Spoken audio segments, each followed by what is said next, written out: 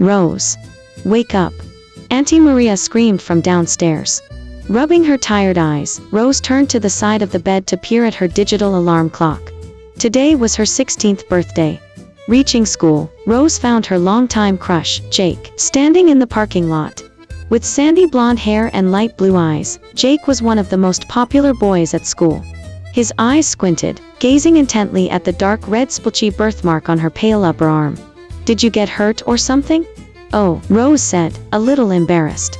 "It's nothing. It's just a birthmark." Xavier, alpha of the Crimson Phoenix pack, stood back in the shadows of the high school, watching his mate talking to Jake. He did not want some stranger as his Luna. Obviously, he felt the pull of his mate, but it was not so strong that he was unable to fight it off. He had been with Alyssa for the past 6 months, and breaking off his relationship with her just because the moon goddess had marked some girl as his mate was unfair. By the time the school day had ended, Rose was excited to get home. Little did Rose know that after tonight, her world would turn upside down. The first thing Rose noticed, when she walked casually into the living room, was that a young man with wavy black hair and a muscular build was sitting in her favorite recliner chair. The man sitting on the sofa was an exact replica of the picture of her dad she had in her room. "Wow, what's going on?" Rose asked confusedly. The man stood up, coming over to give her a bear hug. "My daughter, my dear Rose." "Dad." Rose choked out, unable to believe it. You're dead." "No, child. I'm alive and kicking," her dad said with a merry twinkle in his eyes. "Rose, honey," Maria finally spoke up, "I need to tell you everything from the beginning." Thomas, her father, looked at her. "Your aunt was kind enough to leave the pack behind and keep you safe.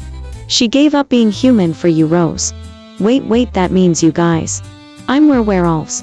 Rose sputtered in confusion. "Yes, we are," grinned Auntie Maria. "But your werewolf gene won't be activated until you're 18. Now Xavier, come here and meet your mate." Rose's eyes widened as the insolent boy, who had previously been so rude to her, stood up with an exasperated sigh. "Mate? There's got to be a mistake," Rose said. Xavier raised an eyebrow. "I wish. Come on, there's no way she's even 16. Let's just leave her here." Thomas nodded. "Our alpha has died and Xavier is the new alpha of our pack. We need to bring our Luna home so you can begin preparing for the mating ceremony." "The what?" Rose screamed shrilly. "Can we speak in private?" Xavier ended hotly, glaring at Rose for a second. Xavier spoke quickly as they stood on the front lawn staring at each other. "Look, I'm sorry if this is all too much for you, but I'm committed to someone else. I can't be your mate." "It's not like I expect you to," Rose replied honestly. "Even if I go back, it's not like I'm going to expect anything from you. I'm on your side here. I want to be with someone for love. I want to fall in love." In the end, Rose found herself packing up everything with her aunt to move back to pack territory. "Rose," exclaimed Josie, coming over to give her a big hug, as Maria and Rose entered the Alpha's mansion. "She still looks like she's 12, scoffed Xavier, leaning against the wall in the foyer's entryway. "Mom, she's a child. Look at her. Are you sure she's 16? And you want her to be my mate?" "Sorry, Mom, but I'm not into little girls." Xavier didn't say another word. Instead, he simply walked over to his girlfriend, Alyssa, and slung an arm around her waist. With a mischievous grin, Xavier pulled Alyssa out of the pack house, and they got in his car, driving off. Rose clenched her plastic cup a little too tightly as Xavier followed Alyssa out. It was on the eve of his departure to study abroad, when the whole pack was throwing him a farewell party, that Xavier took Rose aside onto the back lawn. Out of some possessive instinct Xavier couldn't control, he bent down, clasping her hands in his, but quickly let go as if her hands had burned him. He had felt a searing jolt rock his whole being at the merest touch. Rose had felt it too. "What was that?" she squeaked out, confused. "No, nothing. Rose, it was nothing," Xavier stated more firmly than he felt. "No, I know you felt it too, Xavier." Rose stood up suddenly. "That's Alpha Xavier to you," he growled menacingly. Her proximity was making the pull stronger. He couldn't leave this place fast enough. "I just want you to be careful while I'm not here. Keep your head down and keep that covered up." He pointed towards the birthmark on her upper arm. "I'll see you around," Xavier said in a conciliatory tone. "Come on, princess, the least you could do is give me one of your beautiful smiles, before I leave for an entire year. One for the road." Rose looked up startled.